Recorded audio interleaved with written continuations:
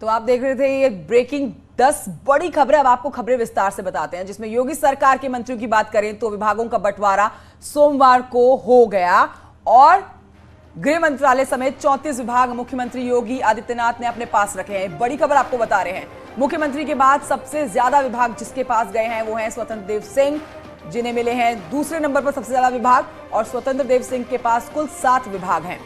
स्वतंत्र देव सिंह के पास जल शक्ति के साथ सिंचाई विभाग, लघु सिंचाई, परती भूमि और बाढ़ नियंत्रण जैसे विभाग मिले हैं उन्हें।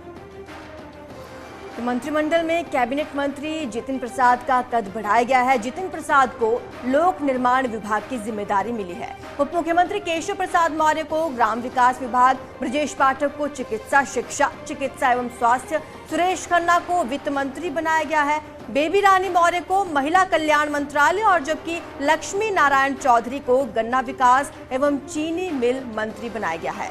कैबिनेट मंत्री सूर्य प्रताप शाही को कृषि विभाग मिला है। वहीं पुलिस विभाग की नौकरी छोड़कर सियासत में उतरे असीम अरुण समाज कल्याण विभाग में स्वतंत्र प्रभार के मंत्री होंगे। तो नितिन अग्रवाल आबकारी एवं मद्य निषेध, कपिल देव अग्रवाल व्यवसायिक शिक्षा, कौशल रविंद्र जायसवाल स्टाम्प एवं पंजीयन, संदीप सिंह बेसिक शिक्षा। तो ये तमाम आपके सामने वो नाम हैं जिनको विभाग मिले हैं। लेकिन सबसे बड़ी बात यह है कि मुख्यमंत्री योगी आदित्यनाथ के पास कुल 34 विभाग, सबसे ज्यादा विभाग उन्होंने अपने पास रखे हैं जिनकी निगरानी वो खुद करेंगे। तो सीएम योगी के पास गृह विभाग है। सीएम योगी के पास कुल 34 विभाग है। आपको बता दें जयवीर सिंह पर्यटन मंत्री बने हैं। नंद गोपाल नंदी के पास औद्योगिक विकास, अनिल राजभर श्रम विभाग संभालेंगे। योगेंद्र उपाध्याय के पास उच्च शिक्षा विभाग रहेगा। तो आरजू अपने आप में बड़ी बात है कि न्यूज़ 18 उत्तर प्रदेश उत्तराखंड ने इन नामों की घोषणा पहले ही कर दी थी। कयास लगाए जा रहे थे कि ये नाम जो है वो योगी मंत्रिमंडल में शामिल हो सकते हैं। और देखिए अब आपको हम तस्वीरों के जरिए समझाने की कोशिश कर रहे हैं कि केशव प्रसाद मौर्य अपनी सीट भले ही हार गए हो, लेकिन उप मुख्यमंत्री की कुर्सी एक बार उनको फिर से मिली है और बड़ी जिम्मेदारी उनको दी गई है। स्वतंत्र देव सिंह के बाद अगर किसी को सबसे ज्यादा विभाग मिले हैं, यानी कि तीसरे नंबर पर मिले हैं, वो केशव प्रसाद मौर्य हैं। तीसरे नंबर पर उनको मुख्यमंत्री योगी आदित्यनाथ, स्वतंत्र देव सिंह के बाद सबसे ज्यादा विभाग निगरानी के लिए मिले हैं। और लगातार ग्राफिक्स और फोटो के माध्यम से हम आपको बता रहे हैं कि किस मंत्री को कौन सा विभाग मिला है। धर्मवीर के पास जेल मंत्रालय, संदीप सिंह के पास बेसिक शिक्षा, गुलाब देवी के पास माध्यमिक शिक्षा, असीम अरुण के पास समाज कल्याण मंत्रालय रहेगा।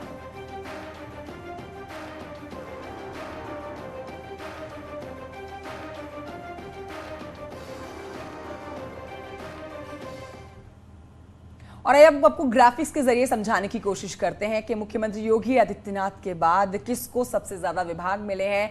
अपने पास रखे हैं मुख्यमंत्री योगी आदित्यनाथ ने 34 विभाग, लेकिन आप जो ग्राफिक्स देख रहे हैं उसके जरिए आप समझ लीजिए कुल गृह समेत कुल 34 विभाग हैं मुख्यमंत्री योगी आदित्यनाथ। इकाना स्टेडियम से हम आपको ये बलून उड़ते हुए दिखा रहे हैं। केशव प्रसाद मौर्य को भी यहाँ पर विभाग मिले हैं जिनके ऊपर उनकी पूरी निगरानी रहेगी, पकड़ रहेगी। ब्रजेश पाठक जो कि उप मुख्यमंत्री हैं दूसरे नंबर के, उनको स्वास्थ्य विभाग मिला है।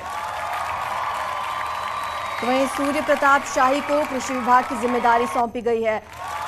ग्राफिक्स के माध्यम से आपको लगातार समझा रहे हैं। सुरेश खन्ना को भी विभाग मिला है। आपको बता दें कि लगातार आपको ग्राफिक्स के माध्यम से हम समझाएंगे कि कौन से मंत्री को कौन सा विभाग सौंपा गया है।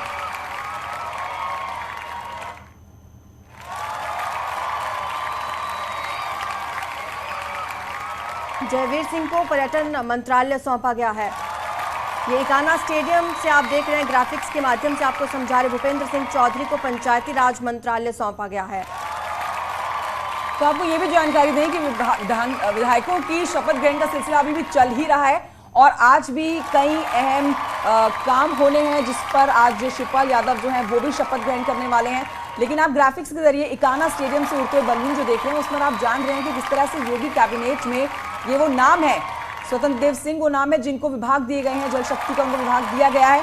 अनिल राजभर की बात करें तो यहाँ पर श्रम सेवा योजना विभाग इनको दिया गया है। बड़ी जिम्मेदारी इनके कंधों पर दी गई है और ये तमाम योगी कैबिनेट के मंत्री अब जो कि अगले 5 साल एक बार फिर से पूरी जिम्मेदारी के साथ अपने विभागों को उसमें काम पूरे करते हुए नजर आएंगे। हमारे साथ हमारे सहयोगी संकेत इस समय जुड़ गए, उनसे और जानकारी ले लेते हैं। संकेत, आप लखनऊ से हमारे साथ लाइव। आज क्या गहमा गहमी देखने को मिल सकती है? राजधानी में आप मौजूद हैं और आज खबरें ये भी आ रही हैं कि आज कुछ और विधायक भी हैं जो शपथ ग्रहण करने वाले हैं। बिल्कुल देखिए, खुद कल मुख्यमंत्री योगी आदित्यनाथ, सपा मुखिया अखिलेश यादव समेत तमाम विधायकों ने कल शपथ ग्रहण कर ली है। वहीं तमाम विधायक आज बचे हैं जिनको आज शपथ ग्रहण करना है। और जो सबसे अहम बात है कि जैसे ही विभाग के कल बंटवारे हुए हैं कल रात में, आज उन विभागों की जिम्मेदारी संभाल लेंगे वो मंत्री अपने अपने विभागों में जाएंगे और वहाँ की जिम्मेदारी भी संभालेंगे। कोशिश ये है कि 10 से 11 बजे के बीच में ये मंत्री पहुंच जाएंगे अपने अपने विभागों में और अपने विभागों की जिम्मेदारी संभालेंगे।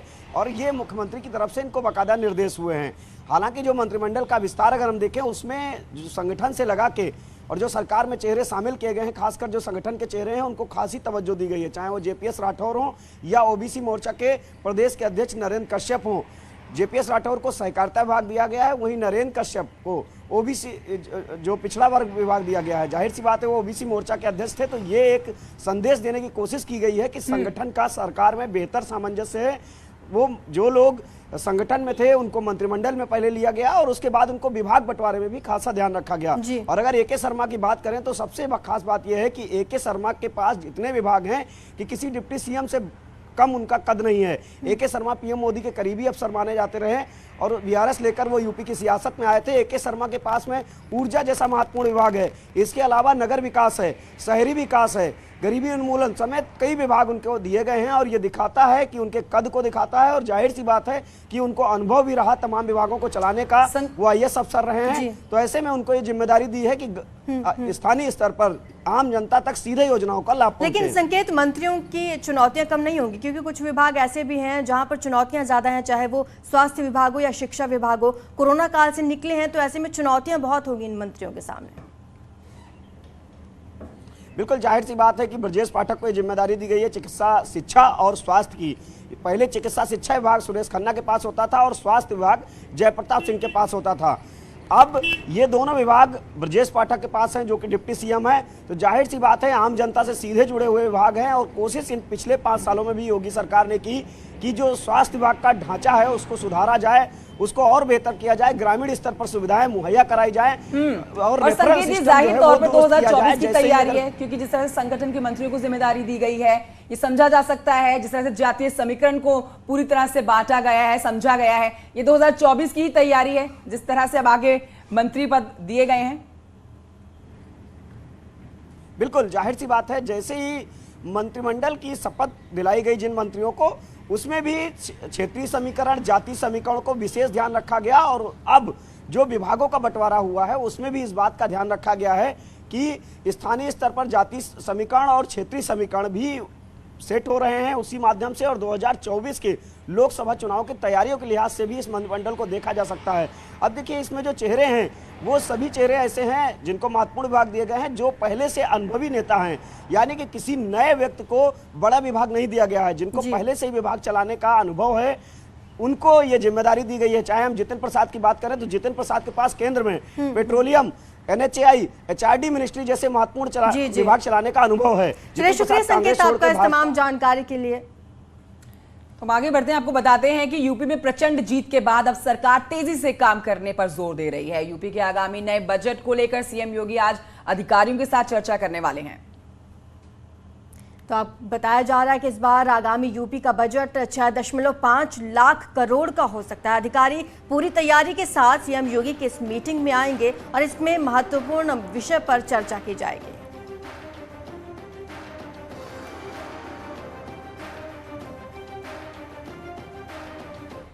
इस बीच आगे बढ़ते आपको बताते हैं बुलेटिन में अब कि यूपी विधानसभा ने के एक नए स्पीकर सतीश महाना होंगे और आज दोपहर 3 बजे इसकी आधिकारिक घोषणा कर दी जाएगी। इस दौरान आपको बताएंगे सीएम योगी भी मौजूद रहने वाले हैं। तो आपको बता दें, सतीश महाना ने विधानसभा अध्यक्ष के लिए कल पर्चा दाखिल किया था। सतीश महाना 8वीं बार विधायक चुने गए हैं।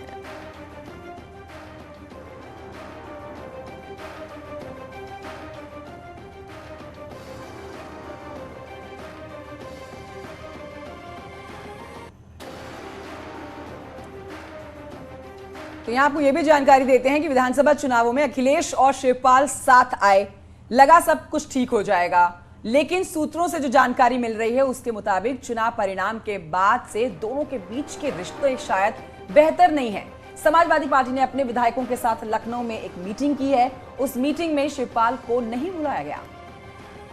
तो आपको बता दें, इस बात से शिवपाल नाराज हैं। इस बीच इटावा में एक कार्यक्रम में शिवपाल यादव ने महाभारत के प्रसंग का जिक्र किया और धर्मराज, युधिष्ठिर और शकुनी की बात कही। शिवपाल का इशारा किसकी तरफ है, आप समझ सकते हैं। शिवपाल ने इटावा में क्या कहा, आइए आपको सुनवाते हैं। महाभारत हुआ कौरव और पांडवों में, तो ये सब बातें हैं। और पांडव बताओ जुआ खेल गए, और कौन खेले जुआ? ये दुष्ट धर्मराज। बताओ धर्मराज को जुआ खेलना चाहिए था? नहीं खेलना चाहिए। तो अगर नहीं खेलते तो बताइए द्रौपदी की चीरहरण क्यों होता?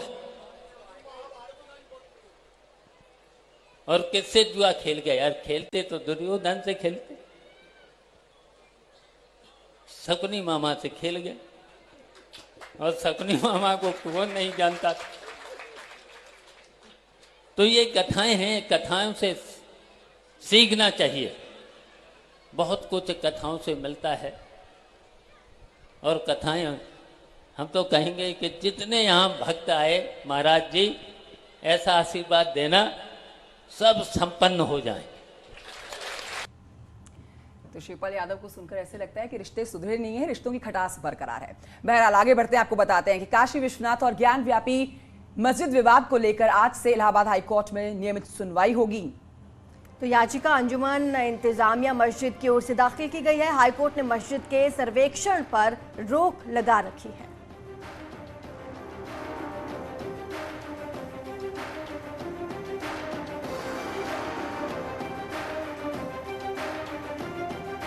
बड़ी खबर के साथ आपको बताते हैं कि बड़ी खबर कुशीनगर से, जहां के बाबर हत्याकांड में 2 और आरोपी गिरफ्तार कर लिए गए हैं। आरोपी अजली मुल्ला और सलमा को पुलिस ने गिरफ्तार किया है। इस मामले में ताहिद और आरिफ पहले ही गिरफ्तार हो चुके हैं। वहीं लापरवाही को लेकर 2 और पुलिस कर्मियों पर गाज गिरी है। काफी चर्चा का विषय रहा बाबर हत्याकांड। सीएम योगी भी दुख व्यक्त कर चुके हैं और अब 2 और गिरफ्तारियां इस चर्चित हत्याकांड में हो चुकी हैं।